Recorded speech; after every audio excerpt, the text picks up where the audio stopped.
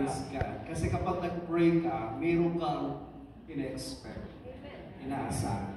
May ilan po dito na first-timer, may ilan dito na umahad lang ang kaaway na hindi tayo makadalo. Kaya alam ko po, may dahilan nandito tayo dahil tayong lahat ay bunga ng pananalangin. Palakpakan po natin ng Diyos. Sa Diyos. Thank you, Lord. Hallelujah, Jesus. Praise your name.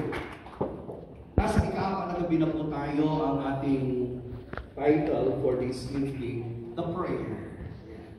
The Prayer. Colossians chapter 4, verse 2 to 4. Continue steadfastly in prayer, being watchful in it with thanksgiving. Verse 3. At the same time, pray also for us, that God may open to us a door for the Word, to declare the mystery of Christ, on account of which I am in prison. Verse 4. That I may make it clear which is how I ought to speak. Sa wikang Tagalog, ganito pong sinasabi sa Colosas, Kabanatang 4, Talatang 2, magpakasikasig kayo sa panalangin na may pasasalamat. At habang nananalangin kayo, ingatan ninyo ang pag-iisip ninyo. Verse 3, ipanalangin nyo rin na bigyan kami ng Diyos ng pagkakataon na mahihayag ang mensahe tungkol kay Kristo, na inilihin noon ang pangangaral ko tungkol dito, ang dahilan ng pagkabilanggo ko. Verse 4, ipanalangin nyo na may pangaral ko ito ng mabuti, gaya ng nararapat. Pumunta po tayo sa Efeso 6:20. Sapagkat sinugo ako ng Diyos para mangaral ng magandang balitang ito na siyang dahilan ng pagkabilanggo ko. Kaya kung maaari, ipanalangin ninyo may pahayag ko ito ng buong tapang gaya ng nararapat. Nakita po natin sa Efeso 6:20 na si Pablo ay nakabilanggo. Anong dahilan bakit siya binalinggo na nakabilanggo? Dahil sa pangangaral ng mabuting balita. Pero sa kabila ng kanyang pagkabilanggo, dito po ako na-inspired sa buhay ni Apostol Pablo na kung saan siya'y nasa loob ng pilitan, hindi nagbago ang kanyang pananalangin. Hindi nagbago ang kanyang pinangawakan, pinaniniwalaan at pinaninindigan. Yun po yung panalangin. Anumang sitwasyon na meron ka sa panahon ito, huwag na huwag mong babaguhin anumang sinimulan mo. Nagsimula kang manalangin, nagpapatuloy kang nananalangin, at magtatapos kang nananalangin sa buhay na Diyos. Ang panalangin ay hindi natin pwedeng maliitin. Akala ng iba, ang panalangin ay isang seremonya, isang procedure, isang parang palatuntunan ng tao. Alam niyo po bilang pastor, ang panalangin hindi palatuntunan ng tao. Ang panalangin ay palatuntunan ng Diyos. Dahil ang Diyos ang gumagawa, hindi tayo. Kapag nanalangin ka, ibig sabihin, nagdidepende ka sa kakayahan ng Diyos. Prayer is dependence on God.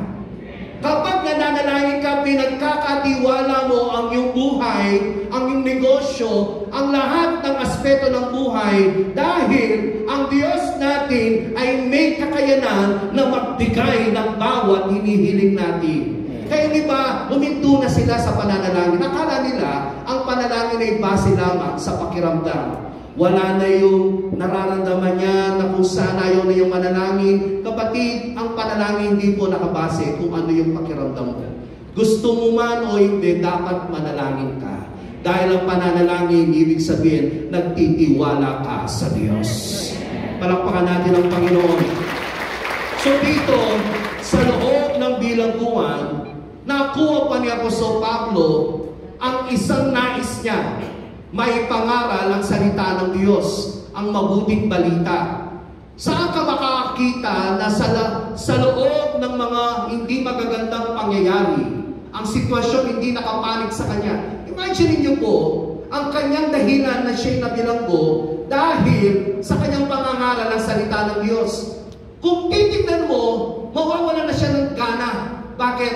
Nabilanggo siya dahil sa pangangaral ng salita ng Diyos. Sa loob ng pigitan, lalo siyang naging malakas. Kaya ang kanyang panalangin, manalangin, ipanalangin niyo kami na mahibahagi ang salita ng Diyos sa loob ng pigitan. Sa makakita ng ganon. Dahil ang panalangin, kapatid, walang pinipiling sitwasyon. Ano mang kalagayan mo ngayon, tama ang desisyon mo. Nandito ka dahil umaasa ka sa kapangyarihan ng Diyos. Kaya may gagawin ng Diyos sa gabi nito. Sino mong naniniwala may gagawin ng Diyos? 4 na gabi na po tayo. Nagsimula po tayo, nananalangin. Alam ko, mayroong pinaparanas ang Diyos sa bawat isa sa atin. Prayer, it refers to request or communication with God. Bakit tayo dapat manalangin? Dahil siya lamang ang may kapangyarihang tumugon sa bawat panalangin natin. Siya lamang ang pwedeng takbuhan natin sa oras na kagipitan. Siya lamang ang sagot. At ang pangatlo, ano mang hinihiling mo sa kanyang kalooban, alam ko, ipagkakaloob ng Diyos. Kaya po si Apostol Pablo, nakita natin kung gaano niya binigyan ng prioridad.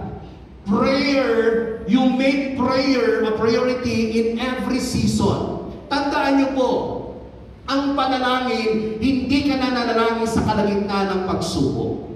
Bago dumating ang pagsubok, nananalangin ka na. You say amen. Yung iba kasi, kapag nandun na yung karamdaman, nandun na yung pagsubok, doon sila mananalangin. Kapatid, sa gitna ng bagyo, wag na wag mong sisimulan na kung saan ang panalangin ay dapat bago dumating ang mga pagsubok, nananalangin ka. Nagtitiwala ka at pinangawakan mo salita ng Diyos kasi yun ang tama. Lahat na nakarinig magsabi ng amen. Tatlong katotohanan ang tugon ni Apostol Pablo pagdating sa panalangin. Una, pray steadfastly. Kinausap ni Apostol Pablo ang mga mananampalataya na sila ay manalangin. Ang sabi sa Colosas 4:2, magpakasigasig kayo sa panalangin ng may pasasalamat. At habang nananalangin kayo, ingatan ninyo ang pag-iisip ninyo. Ang una, pray steadfastly. The word steadfastly means commitment, devoted, unwavering. Kapag sinabi mong unwavering, hindi matitinag, hindi nagbabago, anumang sitwasyon mo sa buhay, masagot man ang panalangin mo, i-bless ka man ng Diyos o hindi mo babaguhin ang iyong pakikitungo sa Diyos. Sige ba nagtatampo eh? Bakit? Kasi hindi narinig daw ng Panginoon. Kapatid, naririnig ka ng Diyos. Tumutugon ang Diyos dahil ang karakter ng Diyos, Diyos siyang tumutugon sa bawat panalangin. Amen. Kaya tayo po, manatili tayo, nananalangin dahil alam natin ang Diyos sa kanyang kalooban, siya'y tutugon sa ating panalangin. Ang sabi po ng Colosas, si Pablo ay naibilanggo dahil sa isang kadahilanan, ang salita ng Diyos. Ang salita ng Diyos ang ginamit ng kaaway upang siya'y mailagay sa pigitan.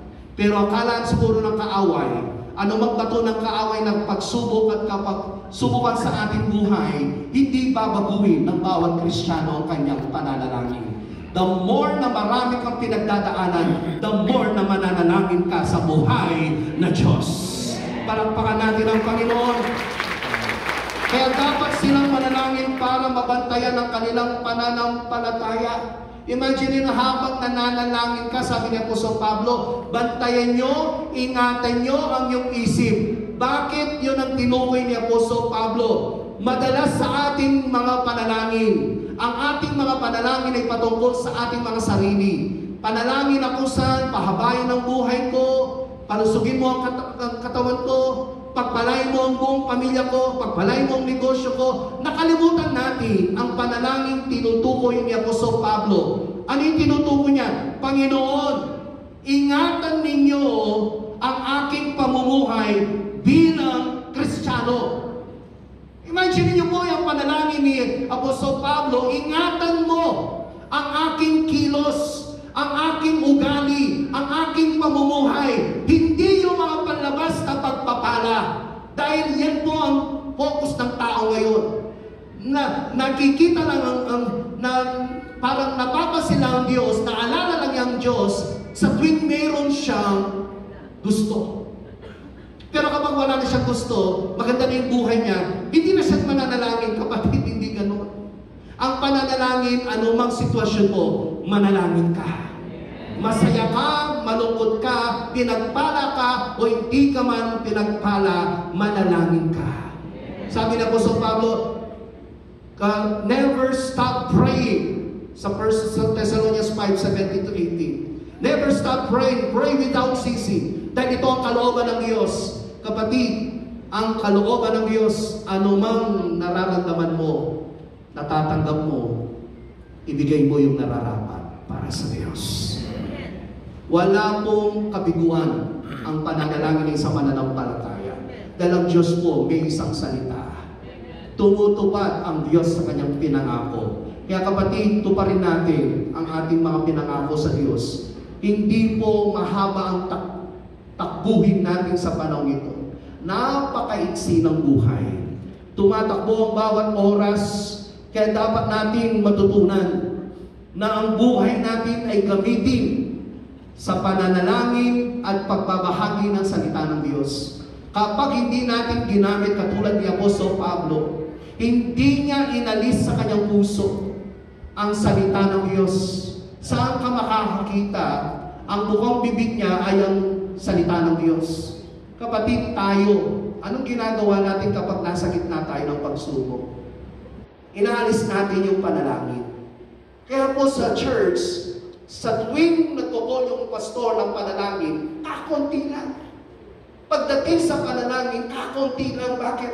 Maraming pinagkakabalahan ng tao. Maraming pinibigyang oras ang tao kasi yun ang kanyang mindset. Yun ang kanyang pinagkakabalan sa buhay. Nakalimutan niya, ang Diyos ang pinagmumulan ng lahat ng pagpapala. Nakalimutan niya, ang Diyos ang nag-iisang source. Nakalimutan niya, ang Diyos ang siyang nagbibigay sa lahat ng ating mga minimithi sa buhay bilang mananampalataya. Huwag sayangin ang panahon at oras at lakas sa walang kabuluhan na kung saan ang kaharian ng Diyos ang pagtuunan ng pansin. Dahil yun ang paalala ni Apostol Pablo na kung saan hindi man maganda ang sitwasyon niya, hindi nawala ang mabuting balita sa kanyang puso. Yun pa rin ang bukang bibig niya. Nandito ako sa piitan, manalangin kayo dyan. Dahil nung kapanahonan yon may mga aral na mga hindi magaganda, hindi nakabase sa salita ng Diyos, mga maling katuruan, mga ibang mananampalataya na lamig sa kanilang pananampalataya. Kaya sabi ng Apostol Pablo, habang nananalangin kayo, ingatan ninyo ang inyong pag-iisip. Lahat nangyayari ay nasa pag-iisip. Natatakot ka dahil sa iyong isip. Kaya kapag punong-puno ka ng salita ng Diyos, punong-puno ka ng panalangin, out of the abundance of your heart, the mouth speaks. Lalabas sa iyong bibig. Kaya kung anong laman ng puso mo, yun ang lalabas sa iyo. May bahagi mo ang katotohanan, may bahagi mo ang salita ng Diyos, dahil yun ang laman ng iyong puso. Lahat na nakarinig magsabi ng amen. Yung iba naman ng puso na puro na lang pangarap, puro na lang material na bagay. We are preparing for eternity. Tayo po'y nasa kapanahunan na kung saan hindi na yung mga bagay sa mundo nito ang pinapahalagan masyado. Maganda po yung mga blessing. Pero huwag nating alisin sa ating puso ang mabuting balita. Huwag nating alisin ang priority natin. Dahil ang priority natin ay ang mabuting balita sa pamamagitan ng panalangin. Inaayos ng Diyos ang ating mga hakbangin sa buhay. Kaya huwag po natin alisin ang pananalangin sa ating buhay. Kapag inalis mo yan, ibig sabihin, hindi ka na nagdedepende sa Diyos. Nagdedepende ka na lang dito. It's all about your head knowledge. Hindi na sa puso, head and heart. Iba po yung head knowledge sa heart. Ang Diyos ay tumitingin sa puso, hindi dito. Huwag na natin dagdagan yung mga matatalino. Kapag masyado kang matalino, masyado kang maraming gusto sa buhay, at nawala na yung pinaka-dahilan ng buhay natin ay patungkol sa pagbabahagi ng mabuting balita. Kapatid, ang buhay natin ay nakatalaga na manalangin. Yun ang sabi ni Apostol Pablo, manalangin kayo. Nasa gitna siya ng pihitan, nasa loob siya ng pihitan, nabanggit pa niya, huwag na huwag yung aalisin ang panalangin. Prayer must be your lifestyle. Not just your emergency contact. Kapag meron kang kailangan doon katatawag. Prayer, it is your lifestyle. Araw-araw nakikipag-usap ka sa Diyos. Kumusta ang pananalangin mo? Sa tuwing lang ba may problema ka, doon ka tumatawag sa Diyos. Nagpasimula po tayo nagpastor way back 2010. 20, 25, 15 years na po pala ako. Minsan hindi ko binitawan ang pananalangin. Dahil hindi ako marunong. Wala akong kakayahan. Pero ang aking Diyos na pinaniniwalaan, pinaninindigan, at pinangawakan, ang Diyos ay makapangyarihan. Palakpakan natin ang Diyos. Tandaan niyo po, kapag Kristiyano kang mapanalaginan, tatagal ka sa iyong paglilingkod sa Diyos. Kapag Kristiyano kang mapanalaginan, matatag ang pundasyon mo. Pero kapag hindi ka nananalangin, sila po ang marupok. Ang isang bagay na hindi ginagamit, nagiging marupok. Wala dito yung marupok. Amen. Hindi lang marupok, maramdamin. Ang daming Kristiyano sa panahon ito na maramdamin. Bakit? Hindi sila nagagamit eh. Tandaan niyo po ang isang kasangkapan nagagamit, nagiging matibay. Nagiging matatag. Kaya si Apostol Pablo dahil nagagamit siya, nanatili siyang matatag. Tingnan niyo po kung sino yung mga hindi mapanalaginan. Sila yung marupok, maramdamin. Kristiyano, ang tagal ng Kristiyano, maramdamin pa rin. Bakit? Kulang sila sa tiwala sa Diyos. Kulang sila sa pananalig sa Diyos. Moro dito lang sila. Alam ko na yan. Ang tagal ko ng Kristiyano. Oo, matagal ka ng Kristiyano, pero hindi ka babad sa pananalangin. Ang babad sa pananalangin na lumang pagdaanan mong maluwag karamdaman, hindi ka bibitiw sa pananalangin. Bakit? Buhay ang iyong pag-asa. Buhay ang iyong Diyos na pinaglilingkuran. Alin po kapag tahimik ang Diyos, magtiwala ka. Kapag tahimik ang Diyos, pangawakan mo lalo ang kanyang salita. It's all about the gospel. The gospel itself, ang kanyang pagkamatay, ang kanyang pagkalibing. Tandaan niyo po ang kanyang muling pagkabuhay. Buhay ang ating pag-asa. Kaya huwag kang mawala ng pag-asa sa tuwing ikaw ay may pinagdadaanan like Apostol Pablo. Hindi siya pa rin nagpalakas. Iniisip niya, bigyan niyo kami nagkakayahan, Panginoon, na may pangaral. Ang salita ng Diyos, prayer for others, to tell others about Jesus. Sa pangalawang talata, sa talatang 3, kinausap niya ang mga mananampalataya na bigyan sila ng panahon at pagkakataon. Ang sabi po sa Colossus 4:3, ipanalangin niyo rin na bigyan kami ng Diyos ng pagkakataon na may hayag ang mensahe tungkol kay Kristo. Nainilihim noon ang pangangaral ko tungkol dito ang dahilan ng pagkabilanggo ko. Ano hiniling ko ni Apostol Pablo? Bigyan ng pagkakataon. Anong hinihiling mo ngayon? Yung iba hinihiling nila, puro na lang sa sarili. Pero siya, Panginoon, kausapin niyo mo yung mga taga-Colosas. Kausapin niyo mo ang iglesia, ang mga mananampalataya, na hilingin nila, Panginoon, kung saan ako, tagapagturo ako, gamitin niyo ako na may pahayag ang salita ng Diyos. Tandaan niyo po ang mensahe ng Panginoon, hindi patungkol sa ating sarili. Ang mensahe ng Diyos ay patungkol sa kanyang buhay bilang Kristo. Tandaan niyo po, lahat ng ating ginagawa patungkol sa kanyang mabuting balita, hindi naaksaya. Maging aksaya ang buhay kapag tayo'y masyadong nagdepende sa buhay dito sa mundo nito. Ang pinapaalala po ng Diyos sa gabi nito, tayo po'y mabuhay na kung saan katulad ng panalangin ni Apostol Pablo, bigyan niyo po ako ng pagkakataon na ipangaral ang salita. Nasa marketplace ako, Lord, bigyan mo ako ng pagkakataon na ipangaral ang kabutihan mo. Bigyan mo ako ng pagkakataon na may bahagi ang mensahe na patungkol sa gospel. Kapatid, yan ang dapat bukang bibig natin. Sa panahon ito, ang buhay ay kaabang-abang. Ang buhay ay nakaka-excite kapag malalim ka sa pananalangin.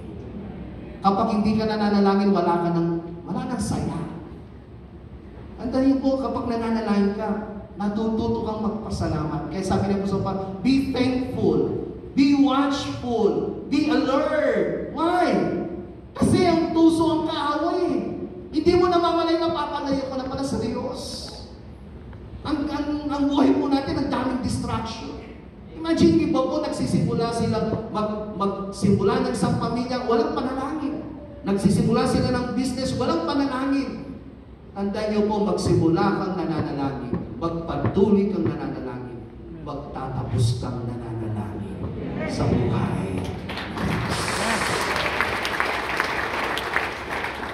Number 3, pray for advancement of the gospel. Yan ang pinaalala ni Apostol Pablo. Kinausap niya yung mga mananampalataya, ipanalangin niyo na may pangaral sa verse 4 na itong mabuti, kaya ng nararapat. Kapatid, kung titignan niyo po mula sa verse 2, 3, and 4, isa lang ang tinutukoy ni Apostol. Panalangin at pagbabahagi ng kanyang salita. Hindi po doon natatapos ng nanalangin ka. Mayroon kang ginagawa. Tandaan niyo po, ang ginagawa mo dapat nakaayon sa palatuntunan ng Diyos. Kapag hindi nakaayon sa palatuntunan ng Diyos, lahat ng yan ay sayang. Nabubuhay ka sa walang kabuluhan. Kapag gusto mo magkaroon ng kabuluhan, manalangin na may paglilingkod na gagawin sa pagbabahagi ng kanyang salita. Kaya ang sabi po, ipanalangin natin na bigyan tayo. Ito po yung panalangin ko ngayong gabi nito bilang pastor. Ang desire ko bilang pastor, magkaroon ng desire, magkaroon ng puso ang bawat isa. After 21 days of prayer, hindi lang pumasok dito sa puso. Kapag sa puso pumasok, ipapahagi mo ang mabuting balita at siya, ang Diyos ang makikilala at maraming kikilala sa Diyos sa pamagitan ng bunga ng panalangin. Tayong lahat dito ay bunga ng panalangin. Nandito ka dahil may nag-pray sa iyo, kaya ka nakaupo dito. Palakpakan natin ang Diyos. Magsimula sa panalangin, magpatuloy sa panalangin, at magtatapos ng nananalangin. Never stop praying. Sitwasyon mo, pray. Pray. Yan lang po ang paalala ng Diyos sa atin. So, hindi ko kaya. Hindi ko alam kung anong gagawin ko. Hindi ko naintindihan, Pastor. Kapatid, yung mas maganda nga hindi mo naintindihan eh. The more na hindi mo naintindihan, akapit ka sa mga pangako ng Diyos. That is what we call faith. Hindi mo nakikita, hindi mo naawakan, hindi mo naintindihan. Like Apostle Paul, walang kaalaman ang bukang bibig niya. Gospel. Hopefully tayo bilang mananampalataya. Ilang taon na po tayong nakakarinig ng salita ng Diyos. Napagana yung mga isip natin. Ang dami na natin alam. Ilang mga pastora nakatayo dito. Sabi ko nga sa mga kapatiran, ilang pastora nang nagsasalita. Share the gospel, preach the gospel. Ibahagi. Pero ang mga mananampalataya, maraming kanya-kanyang mga pangarap. Pero ako po'y naniniwala sa gabi ito, sa ating ikaapat na gabi. Ang desire natin, Lord, gamitin mo ako. Use me na may bahagi ko ang Ebanghelyo. Kapatid, yan ang maging desire natin. Kasi ang pusong mapanalangin dapat dinidesire ko na may bahagi sa Pilipinas. Sino dito yung gusto mo magsimula ka ng panalangin? Pagpapatuloy kang nananalangin at darating ang panahon, datnan tayo ng Panginoon na nananalangin sa kanyang sabi ko nga po sa 15 years na ako nag-pastor. Kuminto ako sa panalangin. Ang daming mga bigatin. Ang daming mga pagsubok. Lalo ngayon, daming karamdaman. Alanat ang tao nga ng maintenance. Yan ang gananat ang tao at ilang maintenance. Layo lang po rin bago at ilang maintenance rin. Losarta. Lodapin. Sa pag-maintenance. Buti na lang, nag-maintenance ka. Binaintain mo yung panalangin sa iyo. Tama ang desisyon mo, nandito ka. Alam niyo po ako, kung saan yung prayer, go. Kasi hindi ako marunong eh. Prayer is total dependence on God. Kapag hindi ka na nagpipray, magaling ako sa iyo. Fluent akong magsalita. Alam ko yung mga pronunciation, alam ko yung mga grammar, mga preposition. So what? Ang basihan ngayon, hindi kaalaman. Ang basihan ngayon, puso. Kamusta yung puso?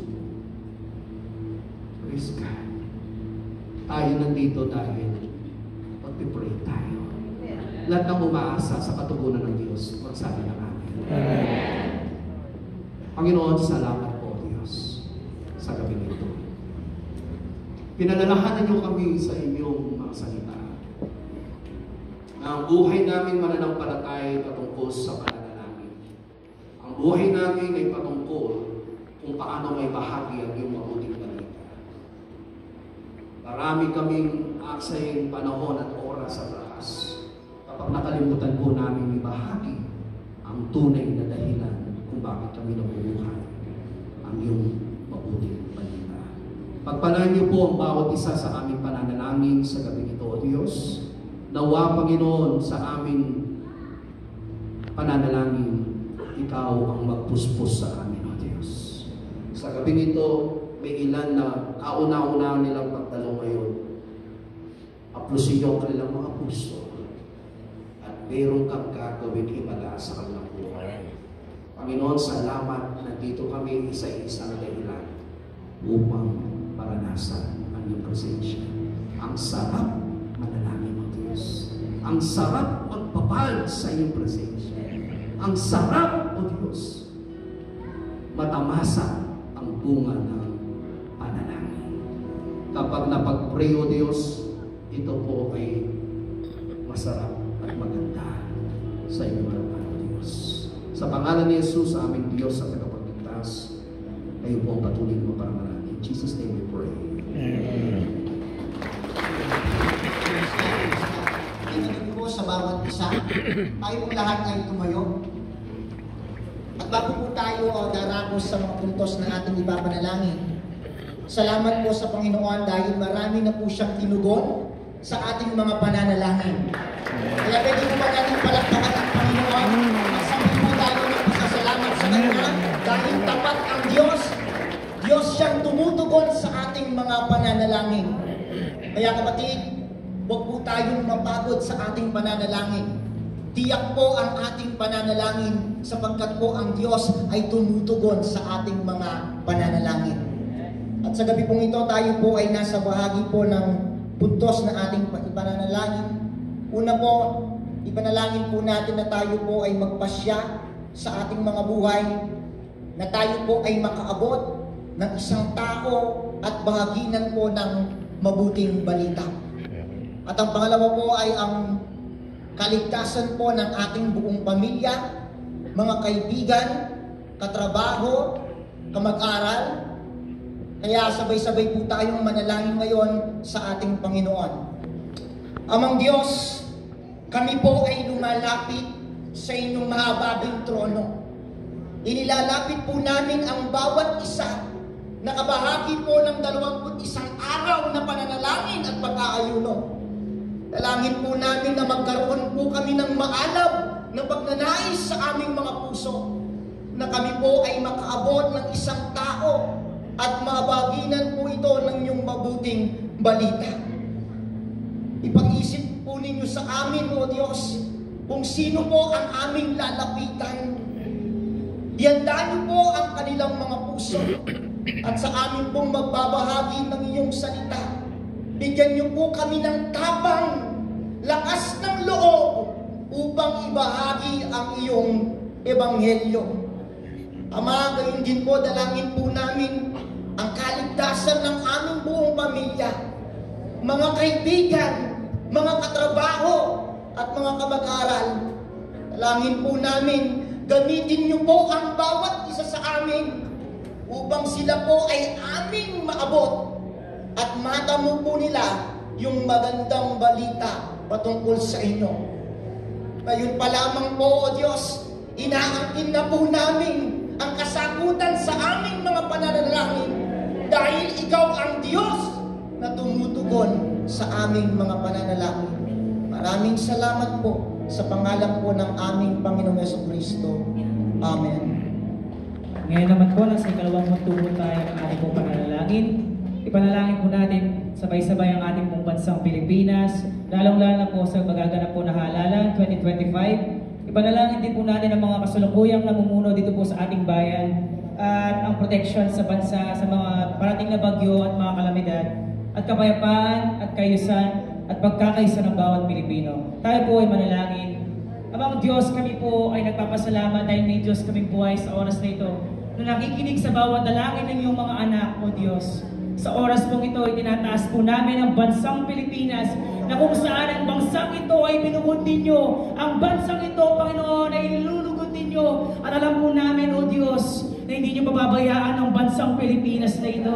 Lalong-lalo na sa gaganapin pong halalan 2025 sa bawat lokal na gobyerno.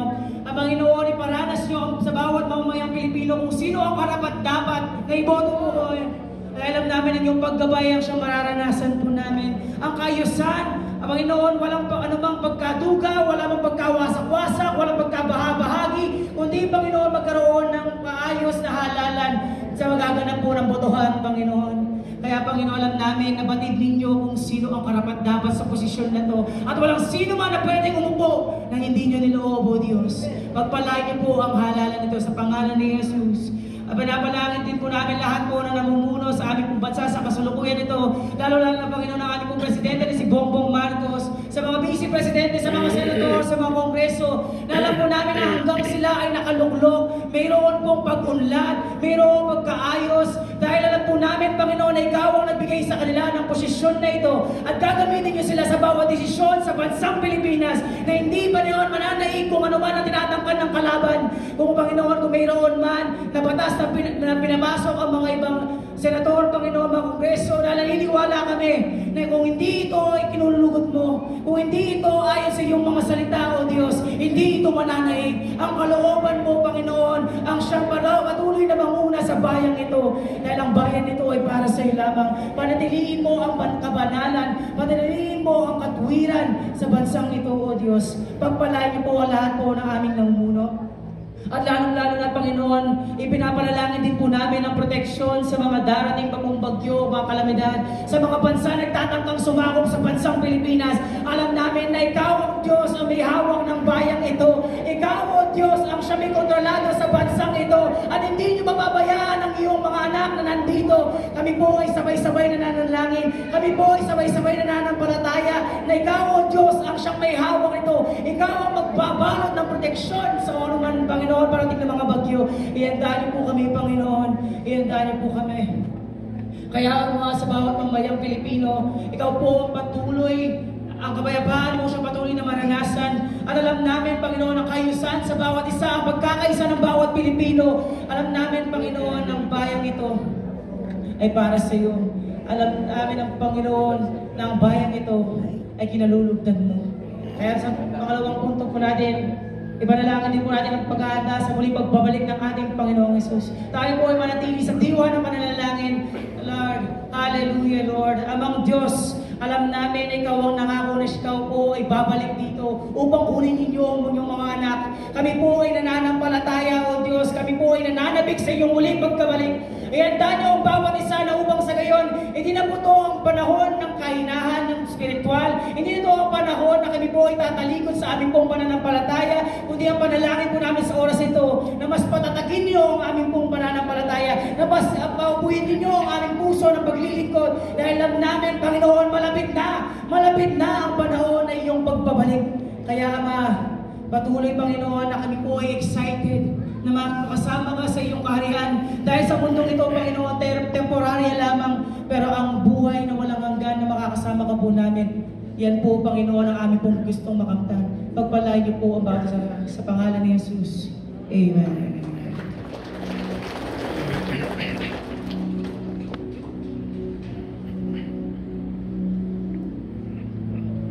Hallelujah. Sige po, manatili po tayo sa diwa ng pananalangin at idulog po natin ang iba pong mga pananalangin na healing for the sick, mga yung pong financial breakthrough, spiritual revival, at mamaya po idulog po natin ang mga prayer requests, mga personal prayer requests po na naisulat sa baba. Tayo po'y manalangin. Hallelujah. Praise you, Jesus. Hallelujah. Panginoon, patuloy kaming lumalapit sa inyo, Panginoon, na kung saan idinudulog po namin ang lahat po ng may sakit sa kaorasang ito. Ama, alam mo ang aming karamdamang physical, lahat po ng may karamdaman, ito po ay sakit na cancer, ito po ay sakit ng arthritis, anumang klaseng sakit. Sa pangalan ni Jesus, kayo po, O Diyos, ang siyang magbigay ng kakumpleto ang kagalingan. Yes, O Lord God. Sige po, lahat po ng mga mahal natin sa buhay, sama-sama natin silang idalangin ng kagalingan ay nagmumula lamang sa ating Panginoon. Sila po na nandoon sa ospital, sila po, Diyos, na nasa balik ng karamdaman, hayaan mo, Diyos, ang kagalingan na nagmumula sa inyo. Iparanas niyo po mula ulo ng santa ng pakat. Sa kaorasan ito, we declare healing over all different sickness in Jesus' name. In Jesus' name. Ganun din, Panginoon, patuloy po namin dinadalangin na magkaroon ng financial breakthrough ang bawat isa sa amin. Sige po, sama-sama tayong dumalangin. Ang dalangin namin, Panginoon, financial breakthrough sa bawat isa. Lord, kami po na patuloy na dumadalangin, lalo na po sa mga provision mo. Alam mo, O Diyos, ang pangangailangan namin. Hayaan mo sa iyong kapanahunan at sa inyong right time, Panginoon, ang financial breakthrough ay patuloy na igawad mo sa bawat isa na nananalangin at patuloy na nagtitiwala sa inyo, O Diyos. Patuloy din po nating idalangin ang spiritual revival sa ating church, kung saan man po tayo nabibilang na local church, ganun din sa ating komunidad. Hayaan mo, O Diyos, na